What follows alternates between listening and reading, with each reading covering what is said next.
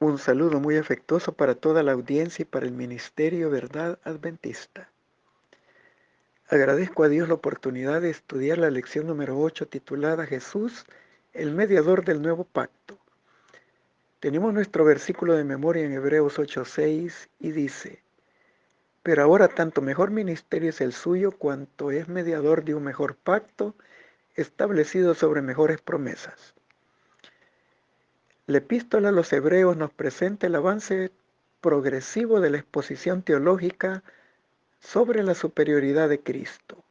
Inicia desde su preexistencia y luego introduce su encarnación con su naturaleza divino-humana fusionadas en su persona y le presenta como superior a Moisés en el liderazgo, como los derechos de un hijo sobre su casa, sobre su siervo dentro de la casa, y superando a Josué como quien guía con seguridad a su pueblo a la patria celestial y le da el reposo.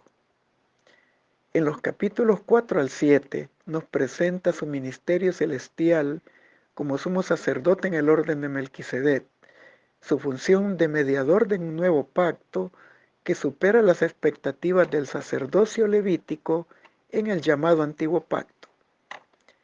Cristo, poseyendo su naturaleza divina humana, con una vida perfecta, con una obediencia intachable y un carácter sin mancha, y con el acto sublime de su entrega voluntaria de su vida inmaculada como ofrenda sustitutiva para asumir la responsabilidad sobre nuestros pecados e infracción de la ley que demandaba nuestra muerte, y luego de su victoria le presenta resucitado y exaltado ascendiendo al cielo para ocupar su lugar de honor a la diestra de la majestad de Dios como ministro del santuario celestial, donde obra como mediador de un nuevo y mejor pacto. En Hebreos capítulo 10 del 5 al 10 se nos presenta la verdad de que Jesús vivió la obediencia requerida por el pacto. Deuteronomio 6 del 4 al 6. El apóstol le aplica las palabras del Salmo 40, versos 7 y 8, una profecía mesiánica que dice: He aquí que vengo, en el rollo del libro está escrito de mí. El hacer tu voluntad, oh Dios mío, me ha agradado y tu ley está en medio de mi corazón. En su obediencia al pacto, no solo se constituye en modelo y ejemplo, sino en el omnipotente Salvador, venciendo el pecado y la muerte, resucitando y viviendo para siempre. A pesar de las recurrentes rupturas del pacto antiguo por parte de Israel, Cristo es la garantía de la victoria de Dios en el nuevo pacto con su pueblo. Nuestro estudio se centrará en dos temas sobre Cristo: la necesidad de un nuevo pacto y la superioridad del sacerdocio de Cristo. Y luego finalizaremos con las aplicaciones pertinentes. Comencemos con la necesidad de un nuevo pacto. Nuestra base bíblica está en Hebreos capítulo 7, verso 12 y 18 al 19. Como era la costumbre del antiguo cercano oriente, Dios constituye un pacto con Abraham y le pide que sacrifique animales y los corte por la mitad. Estos animales divididos representaban a las partes del pacto y su compromiso de cumplir las promesas. Una antorcha de fuego pasa en medio de los animales, indicando que el pacto quedaba ratificado. Génesis 15, del 17 al 18. En Éxodo capítulo 24, el pacto entre Dios e Israel también fue ratificado con la sangre de víctimas animales rociadas sobre 12 pilares que representaban al pueblo de Israel y sobre el altar que representaba a Dios mismo. Era un pacto de sangre que demandaba fidelidad a las promesas que había hecho Dios al pueblo de Israel y que él esperaba el mismo compromiso suyo. Dios ya los había librado de Egipto y los había traído hacia él para que fueran su posesión más preciada. Éxodo 19 del 4 al 6.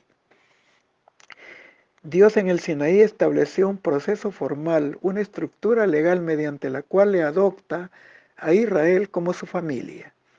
El pacto entre Dios e Israel ilustra las fuerzas que impulsan la relación personal entre el creyente y Dios, las relaciones cósmicas entre la humanidad y Dios y entre el universo y Dios. Éxodo 20 al 24 explica cómo Dios restauró la relación del pacto con su pueblo a causa de la apostasía del becerro de oro, relatada en Éxodo capítulos 32 al 34. Bajo esas circunstancias se establece el sacerdocio levítico. Esta renovación del pacto era de carácter temporal e implicaba la confirmación de los 10 mandamientos, Éxodo 34:1, pero también la adición de un sistema de leyes ceremoniales y de culto en el santuario terrenal con el fin de proporcionar a Israel salvaguardas y protección. Éxodo 25:8 y 34 del 11 al 26. Todas apuntaban hacia el ministerio y el sacrificio de Jesús como único y suficiente. Hebreos 10 del 1 al 4. Al cumplirse lo prefigurado, este pacto se volvería obsoleto y estaría listo a desaparecer. Hebreos 8:13. Por lo tanto, las regulaciones del pacto de Moisés recordaban al pueblo que la limpieza o el perdón de Dios no se lograban con los sacrificios de animales, sino mediante la obra futura de Dios en su favor por medio del Mesías. Y a este pacto renovado se le conoce como Antiguo Pacto o Primer Pacto, Hebreos 9 del 9 al 10 y 10 del 1 al 4. E Israel lo rompió una y otra vez y se volvió dolorosamente claro que el pueblo simplemente no podía mantener las condiciones del pacto con Dios. Jeremías capítulo 13, verso 23. Por lo tanto, Dios prometió hacer una nueva cosa. Hebreos 8 del 6 al 7 afirma que Jesús ha mediado un nuevo pacto que es más excelente, porque el primero antiguo era defectuoso, ya que los israelitas no permanecían en él. Hebreos 8, 8, 9. Y era débil e inútil porque no podía proporcionarles la perfección ni la verdadera limpieza en su conciencia que haría posible la confianza del creyente de acercarse a Dios. Hebreos 9 del 18 al 19. Y luego lo contrasta con el mejor pacto en Cristo basado en su sacerdocio eterno y su sacrificio realizado una vez y para siempre. Hebreos 9, 11 hasta el 10, verso 18. En el nuevo pacto Dios pondría su ley dentro de ellos. Esto permitiría a ellos obedecer a Dios. No cambió ni rebajó sus normas, ni su ley. Al contrario, cambió la condición de las personas, lo que aseguró el éxito del pacto. En este nuevo pacto, que es único, no tiene maldiciones porque nunca se romperá, solo tiene bendiciones. Dios promete hacer algo nuevo, escribir su ley en el corazón de la gente, donde no se puede perder ni ignorar. Jeremías había señalado que el problema de Israel era que su pecado estaba grabado con cincel de hierro y punta de diamante en la tabla de su corazón y registrado en los cuernos de sus altares. Jeremías 17:1. Tenían corazones obstinados. Jeremías 13:10 y 23:17 y 12:1.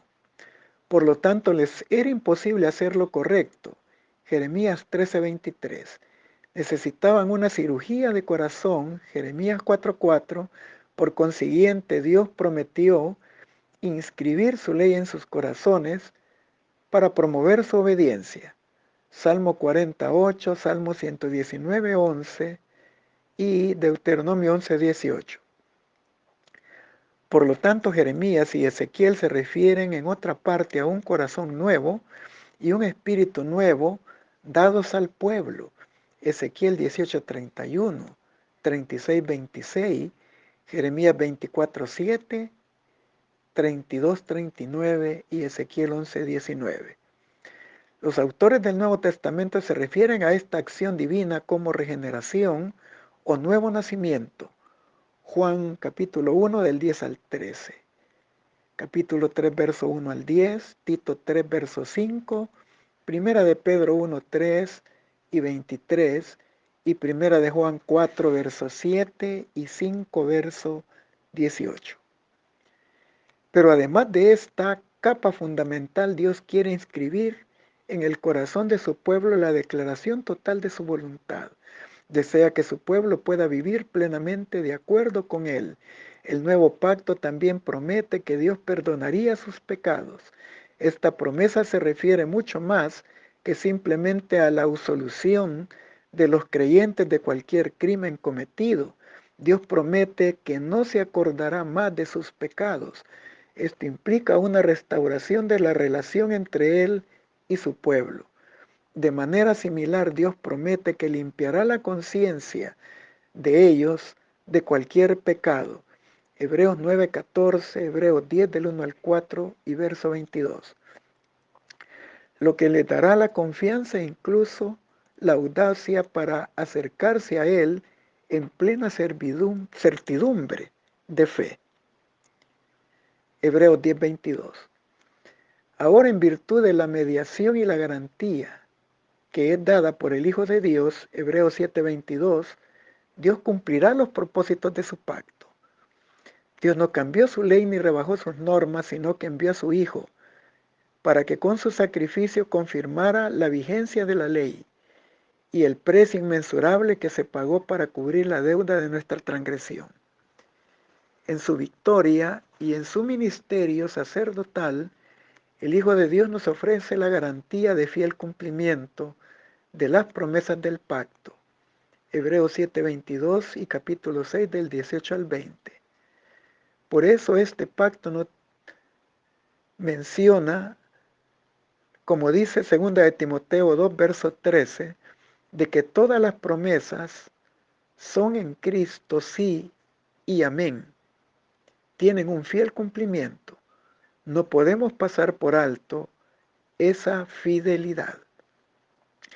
El término griego mesites, mediador, deriva de Mesías o medio y denota técnicamente a quien camina o se para en el medio, alguien que se constituye como fianza, por lo tanto garantiza la ejecución de un contrato. Hebreos 7:22. Como el que garantiza que se cumplan las promesas del pacto hechas a los hombres. Hebreos 6:19, 20. Podemos ver como una garantía de fiel cumplimiento lo que el Padre hizo con su Hijo, al resucitarlo de entre los muertos, al llevarlo al cielo y al sentarlo a su diestra. Esto es la garantía de nuestra resurrección y traslación al reino de los cielos. Recordemos las palabras de Cristo en su promesa, de Juan 17:24. Padre, aquellos que me has dado, quiero que donde yo estoy, estos también estén conmigo, para que vean mi gloria que me has dado, porque me has amado desde antes de la fundación del mundo. La condición para alcanzar la vida eterna es hoy exactamente la misma que siempre ha sido, tal cual era en el paraíso antes de la caída de nuestros primeros padres. Perfecta obediencia a la ley de Dios, perfecta justicia. Si la vida eterna se concediera con una condición inferior a esta, entonces peligraría la felicidad de todo el universo, se le abriría la puerta al pecado con todo su séquito de aflicción y miseria y se le inmortalizaría. Camino a Cristo, página 53. ¿Cuáles eran las promesas de Dios basadas en el nuevo pacto? En el anuncio de Jeremías, presentadas por Pablo en Hebreos capítulo 8 del 7 al 12. Primero, daré mis leyes en su mente y en su corazón las escribiré. Verso 10. La vida del creyente quedaría ligada a la ley de Dios y sería hecho participante de la naturaleza divina. Y con esta promesa se nos habilita para obedecer la ley de Dios. 2. Yo seré a ellos por Dios y ellos me serán por pueblo. Versículo 10. Con esta promesa se garantiza una relación de comunión permanente con Dios. 3. Y ninguno enseñará a su prójimo, ni ninguno dirá a su hermano conoce al Señor, porque todos me conocerán desde el menor al mayor. Verso 11. Con esta promesa se garantiza un conocimiento de Dios y de su carácter que garantiza salvación, porque Cristo dijo en Juan 17:3, esta es la vida eterna, que te conozcan a ti, el único Dios verdadero, y a Jesucristo a quien has enviado. Y cuarto, porque seré propicio a sus injusticias y no me acordaré de sus pecados e iniquidades. Verso 12. Con esta promesa se nos garantiza el perdón total y completo de nuestros pecados. La obediencia de ellos debía de ser una expresión de gratitud, una manifestación de la realidad de su relación. Lo mismo se aplica a nosotros ahora. La verdadera obediencia proviene de un corazón como una expresión de amor. Mateo 22 del 34 al 40. Este amor es la marca distintiva de la presencia del Espíritu Santo en nuestras vidas, donde Dios derrama su amor en nosotros por medio del Espíritu, Romanos 5:5, y se expresa en amor, Gálatas 5:22. Si el antiguo Israel debía amar a Dios aún sin entender la muerte de Cristo, como ahora la tenemos en privilegio a comprender, demanda de nosotros una respuesta de amor más profunda e intensa que la de ellos. Continuamos con la superioridad del sacerdocio de Cristo. La carta a los Hebreos presenta a Cristo como sumo sacerdote en orden diferente al de Aarón y perteneciendo a una tribu también diferente a la de Leví, siendo él de la tribu de Judá, y que no estaba regido conforme al mandamiento según la descendencia levítica, Hebreos 7:16. También el apóstol aclara que su constitución fue por juramento divino, en el orden de Melquisedec, y que en su introducción Dios realiza un cambio no solo en el orden del sacerdocio, sino en la ley que regía todo el sistema levítico, y en sus implicaciones involucraba un cambio en el convenio, porque el antiguo pacto entre Dios y los levitas ahora se torna en un nuevo pacto entre Dios y Cristo. Hebreos 7, 11, 12 y 18, 19. Para confirmar lo anterior se explica la imperfección del sacerdocio levítico por la debilidad y flaqueza del sacerdocio que tenía que ofrecer por sus propios pecados, además de los del pueblo, y no podían ofrecer un acceso pleno a Dios porque el sistema de sacrificios y ofrendas por el pecado era una dimensión tipológica y prefigurativa, no ofrecía una purificación verdadera y total del pecado, eso únicamente podía haber sido una realidad mediante los méritos de la justicia de Cristo. Hebreos 10 del 1 al 4, 9, 13, 14 y capítulo 10 del 19 al 23. También contrasta la suspensión de las labores a causa de la muerte, pero en el nuevo pacto todo esto quedaba superado por la vida indestructible de Cristo y su mediación, que lo coloca en una posición de garante para que todas las promesas del pacto sean de fiel cumplimiento en favor de su pueblo, con implicaciones más que profundas, ya que la palabra y las leyes de Dios estarían grabadas en la mente y en el corazón de los creyentes y darían los resultados diseñados por Dios en este nuevo pacto. En síntesis, Cristo es mejor que los levitas porque es inmortal. Fue confirmado por un juramento divino y moralmente perfecto. ¡Qué cosa más maravillosa! Cristo es nuestro sacerdote perfecto, santo, inocente, sin mancha, apartado de pecadores y hecho más sublime que los cielos. Hebreos 7:26.